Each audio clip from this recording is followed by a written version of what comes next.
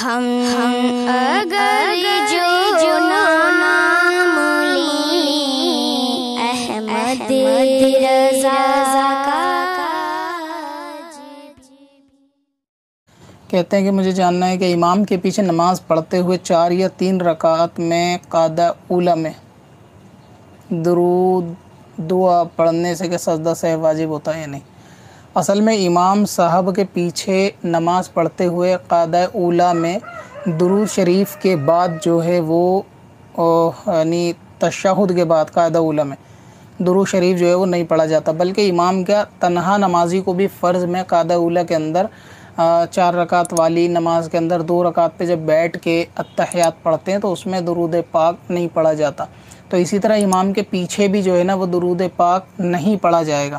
لیکن اگر کسی شخص نے غلطی سے درود پاک پڑھ لیا بے دہانی میں، یا پھر یہ کہ منہ سے درود پاک نکل گیا، بعد میں اس کو خیال آیا تو وہ رک گیا، تو ایسی صورت میں اس شخص پہ سجدہ سہو واجب نہیں ہوگا، کیونکہ جو نماز امام کے پیچھے پڑھی جاتی ہے اس میں اگر مقتدی کا کوئی بھول سے واجب چھوٹ جائے سجدہ سہو نہیں ہوگا۔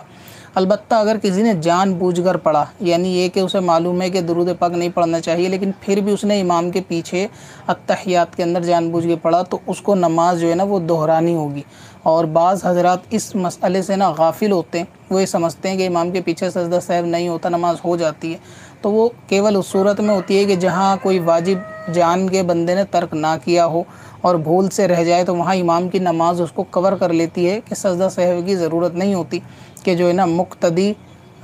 کی نماز اپنے امام کے ساتھ درست ہو جاتی ہے واجب کے ترک ہونے پہ۔ لیکن اگر کوئی شخص جان بوجھ کر واجب ترک کرتا ہے اور یہ خیال کہ امام کے پیچھے سجدہ سہو نہیں ہوتا، تو یہ غلطی ہے۔ امام کے پیچھے واقعی سجدہ سہو اس شخص کا نہیں ہوگا، لیکن نماز اس کو پھر بعد میں دہرانی ہوگی۔ تو اگر یہ صورتحال آپ کے ساتھ ہے کہ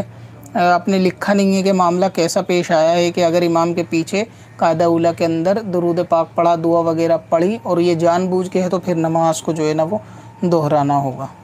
مجید کی دنیا